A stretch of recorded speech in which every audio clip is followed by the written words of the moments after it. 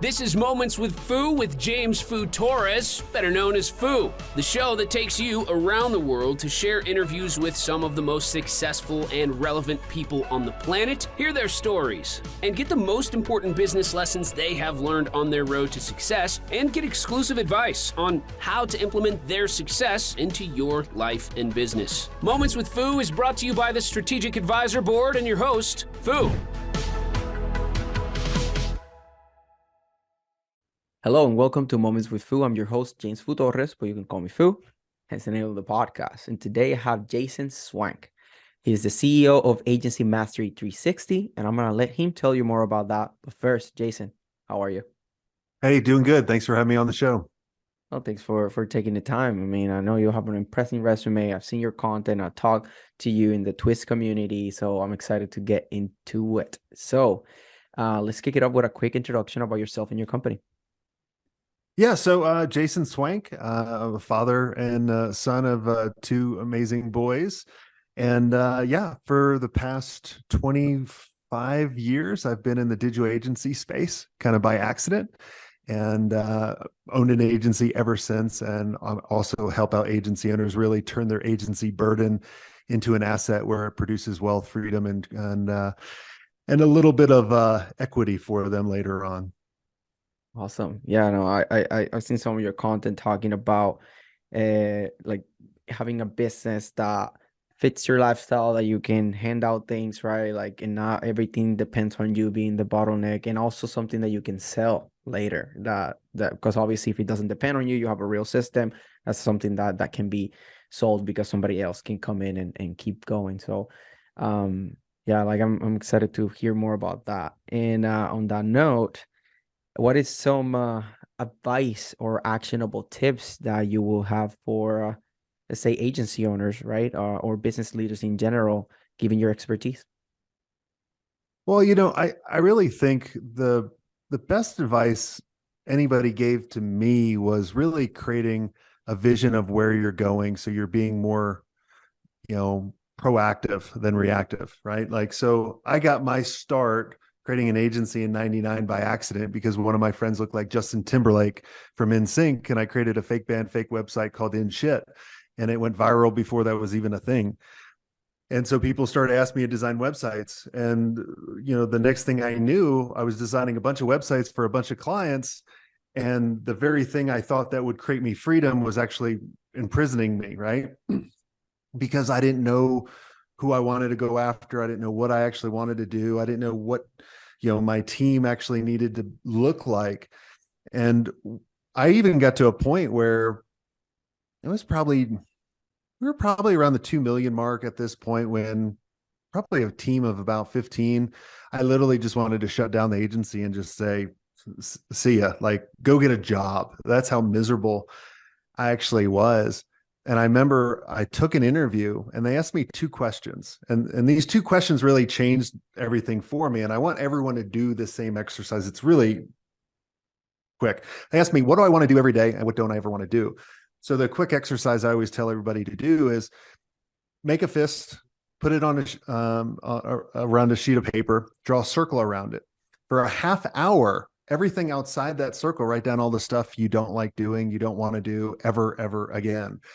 And then the next half hour, spend the time on focusing, what do you want to do inside the circle? And this will give you great clarity for what you need to do, who you need to hire, what you need to say no to. And that's probably one of the most important things, because when we start a business, or when have a business that really owns us, we're saying yes to everything rather than being able to say no. And this exercise will give you that freedom or that clarity when you can actually say yes or no, and then actually give direction to your team as well. Because I always find people they have 50 lanes, right? But you're forcing every decision to go through one lane. So you're like this toll booth agency owner. But if you actually give the vision to where you want the agency or the business to actually go, your people can make decisions based on what's better for the business rather than what's better for themselves. I love it. And that's like what's very important about having a team, first the right people, right? First, right? And then having a team that can together see the mission and the vision, and it's not like, oh, I'm just gonna watch out for myself and that's it.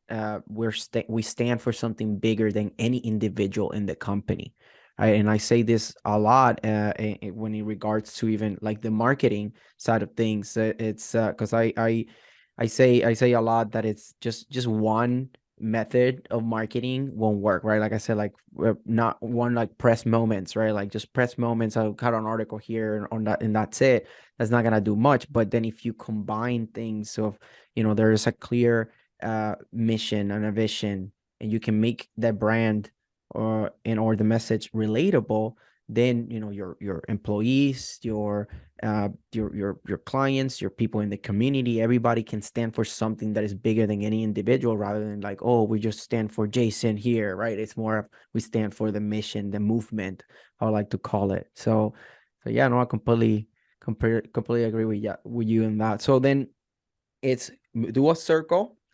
and everything inside is the things that you are willing to do in the long term. Is that correct? That's right. But the key is focusing on all the stuff you don't want to do, and that's outside the circle. So, mine was like project management, account management, sales, like it was like it went on. And I realized there was kind of like 5 roles I needed to kind of fall into that I really enjoyed, but also it allowed me to figure out how did I need to transform from an owner to a CEO. And there's a big difference between an owner and a CEO. Yeah, I mean, you can be an owner and be the CMO or a director or a chairman, right? Like they're not really running the operations, but when you are like running the company, that's different, right? So, and that's something that I think about that a lot, and just to be completely transparent, because I love being super transparent in my podcast. It's something that I have felt that, like, me being a prisoner of my business in a way, right? Like I say it a lot of so I got out of the rat race of the corporate world, right? I mean, I've been 2 years now this month. I've been full time on my business. But now I'm trying to get out of the second rat race, right? Which is now trying to escape my business and get to those points. So that's why it's a big focus for me right now. So I'm excited to keep picking up your brain on these things. I have a couple of people that are mentoring me and coaching me and stuff, but you can never have too much advice to be able to get to the next level, and be very strategic about it, not just trying things out and see, because then it's just not gonna work, right? So I'm excited for what's next. So then what is a common challenge or friction point that you see, let's say, when you are coaching or servicing agency owners to be able to get to that point that you want to get there? Yeah, I think, I mean, how long is the show? There's so many, right? But if I had to drill down to one outside of having a vision of where to go, it'd probably be around not charging enough, right? I think, I like my first engagement, I remember was like $500 for a website. And I remember the person asking me, they were like, send me an invoice. And I'm like, what's an invoice? Like Google wasn't even around. Like that's how long I walked uphill both ways. But not charging enough, because, I've seen thousands and thousands of agency owners' books, and I've seen their profitability margins or their losses. And the root cause of why they're working around the clock is because they don't have the profit to hire the people that they should be, right? But they can't hire the people that they should be because they're not charging the right amount. Now, we got to think about, why are they not charging the right amount? Now, I'm also going to assume everyone listening to the show can actually do a really, really, really good service, because there's a lot of agencies out there that just completely stink and can't offer any good service, right? So those people They're not listening to the show, so I'm not talking to them. But let's assume that you guys are the best at doing this particular service. And you also got to kind of narrow down, and this kind of goes back to the clarity part. I always like to tell people the only services you should do are services that if you were only paid on performance after your clients got results, what services and who would you actually help out? Now, this is going to do a couple things. Well, one, it's going to narrow down your target market rather than saying everybody. It's also going to prove to you what's the value. So I remember one time one of my project managers said, "How do you sleep at night, Jason, charging hundreds of thousands of dollars for a website, knowing it only takes us 15,000 to deliver?" I said, "I sleep pretty good." And then I started explaining, this person did not work out very long. I had to start explaining to this person the value we're providing to them, where this company is making millions from what we're doing. They're going to be able to capture more people. They're going to be able to convert more money online, like all of this stuff. They didn't understand that, but I did. I even go back to, I remember my business partner at the time, I remember him talking to, this was the last time I let him talk to a prospect. And nice guy, right? Really nice guy. But he was leading the pitch. I was like, okay, lead the pitch. Got to what we were doing. Great, perfect, right? Really good. Then he positioned the pricing and he said, 105,000. Like, I was like, what was that a question? Like, you got to say that with certainty. Like, he questioned it, which made them question it. So the one point I'm trying to drill down here is, if you know you can deliver and impact that client, you're going to have so much more confidence in saying the price, because you will not lose a deal because you're too much.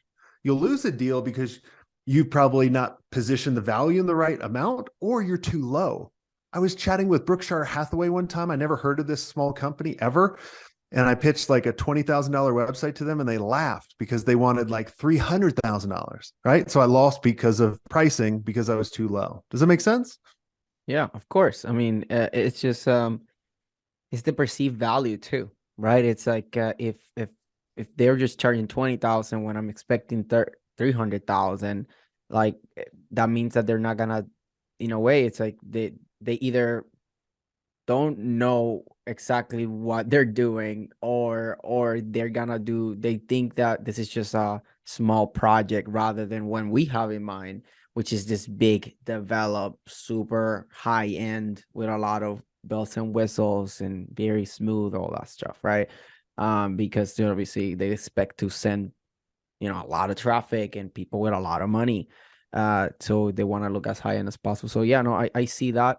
And it's something that it's always I hear this a lot, right, in the pricing. And to be honest, like I that's something that I sometimes struggle with too. It's because especially when you're like testing you're launching a new offer, right? You're like, well, like, I want to charge, how much is the value? Well, could be millions, could be hundreds of thousands of dollars, but then it's like, okay, so what is my validation point? And I'm gonna do a early bird pricing or something, right? Like there's always that thing. And to overcome that, what we've been doing now is we do validation scripts, and then we go to the market and we validate first, and then we do soft sales on those too. It's like, okay, so if you say yes, yes, and yes, then what's stopping you from moving forward now, right? And those are things that we do for our clients a lot, so that way we test things out rather than just launching something to everybody. We test it like 10, 20 people, and then, okay, if we have good conclusions, like 70-80% of them say yes, 2 of them even converting into clients as a soft sell, boom, like you see, like that's when you start being like, okay, this is working, let's launch it now, officially. So yeah, that's something that, I mean, you're hitting a lot of things. A lot of the things that you're saying are hitting home, right? Because I'm an agency owner. I've been in business I'm coming close to 3 years now. So as you might imagine, as you let's not even imagine, because you're being a business an agency owner, and still running things in the agency world. those first couple of years, right? It's rough. Now coming up to the third year, now is when I start feeling more clarity, more connected, more knowledgeable, more wise. I can communicate better, and yeah, it's been cool to be more strategic too, and just lead with strategy, then implementation, rather than just, hey, I have this, like, what can I sell right now, right? So also that's my perspective, based on what you said. Um, so is there any, let's say, like one or two big takeaways that you would like to leave the audience with?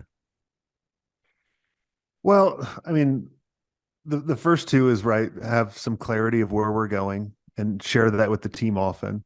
Let me tell you kind of the five roles I see as the agency CEO or a business CEO, right? So the first one is creating the vision and sharing it with your team often. They need to know where the boat is going. Just picture you're on a boat, and after 10 hours of driving the boat, you get tired and you go to sleep and you tell your team, when the boat changes course, come get me. Well, they're come getting you every 5 seconds. That's what's happening in your business. But if you just told them where you're going, they'd be like, oh, boat changed course. We'll change it back to this direction. Right. So that's one of the most important things. And constantly make sure you hire people that believe in what you believe in, not just that can actually do the work. That will save you a ton of time later on. Number two is being the face of the agency or the business. You need to be creating content like this.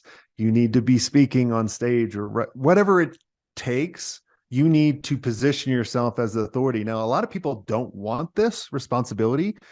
And I remember people saying, well, if I'm the authority and the face, well, all my clients they're going to want to work with me. And that's on my circle. That's outside my circle. I don't want to work with clients. I don't want to do any engagements.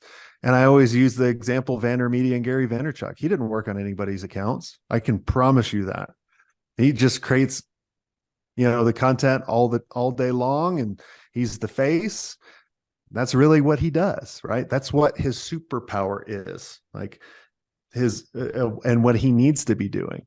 So you need to be the face of the organization. Number three, you need to coach and mentor your leadership team or one level down. If you have over 5 direct reports, you're losing, and you're creating a great prison that is not going to be scalable. And in the next year, you're going to be at the same point or below. And so you need to coach and mentor them, and not just have like yearly reviews. No one wants to be reviewed anyway. Like, let's just hammer that. Like, do you want to get reviewed? No, I want to be coached. So you should be coaching me on my goals and what the company's goals. So how can you do that better? Number 4 is you should be building strategic relationships. Only the CEO can. And then number 5, you should understand the financials. Like, what are the KPIs? What are the important metrics that you need in order to see if the business is healthy? Someone used this as an example. I don't remember who, so I'm just going to borrow it or steal it. But if you're on an island and the waiter comes and gives you a sheet of paper, what numbers do you need to see if you need to leave the island and go rescue your business? So those are the 5 roles that when you can transform from an owner to a CEO. Now, I'm going to give you a warning.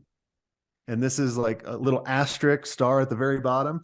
When you achieve all this, your business will be in such a better place, but you mentally for first couple of months are going to be completely, utterly miserable. And you're probably going to be like, well, why?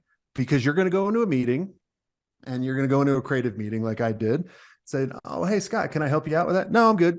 You're going to go into a sales meeting. You'll go, hey, Darby, can I help you? No, I'm good.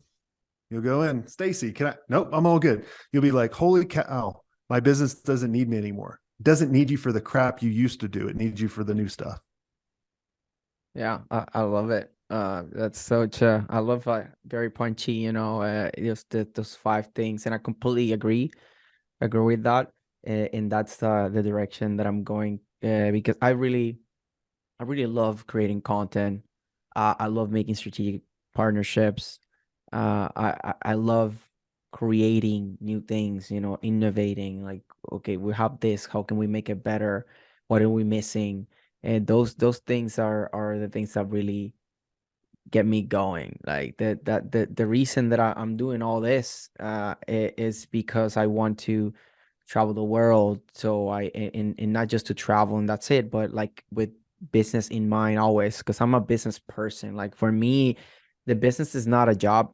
Certain things might feel like a job, right? Like sometimes like, oh, all those emails that I gotta send and stuff. It's like definitely feel like a job, but the being able to create my own path and bring other people's with me and have people that they pay their bills and everything because of the jobs that I'm creating, and being able to connect with people and pick their brains and share my knowledge too, and become amplify each other's impact and knowledge just because of our conversation, strategic partnership, being together in a community. Those are the things that really push me. Like to every time that I'm in the tough times, I'm like, come on, like this is the bigger purpose, right? Like you're doing this for that. So like I think about those things, and then I think about also like the opposite. Like I love thinking about the alternative. It's always like, okay, if I don't do this, what's the alternative, right? So if I just keep going this way that I'm going, what's gonna happen to me in the future? And then I bring that pain back. I was like, damn, like I'm not gonna be where I want to be. So like I bring it back to the present and use it as a motivator to really push forward and work as hard as I can to get where I want to be. So thank you for taking the time to come here and just drop some bombs here and give us the perspective of somebody that you've been doing for how long have you been doing this? Since 99. Damn, before the 2000. That's when like I was born in 1993, so you know long time. wow, I was 6 years old when you started doing this, and look at me now, about to be 30, and now an agency owner, right? Just to put things into perspective. Wow. Well, thanks for bringing that wisdom. I hope that we can keep talking, keep doing things. I mean, be happy to take your advice. Clearly, you know what you're doing, right? So, this was good. Thank you for taking the time. Yeah, thanks for having me. And if any of you guys want to get access to our free masterclass, you can go to agencymastery360.com/attract. It's a 4-part masterclass completely for free. We give away resources and tools, everything. We want our stuff to just help you out. Our whole goal is to be a resource I wish I had when I was running my first agency. And so that's why we give away almost everything for free. So go check that out, and hope it helps. Awesome.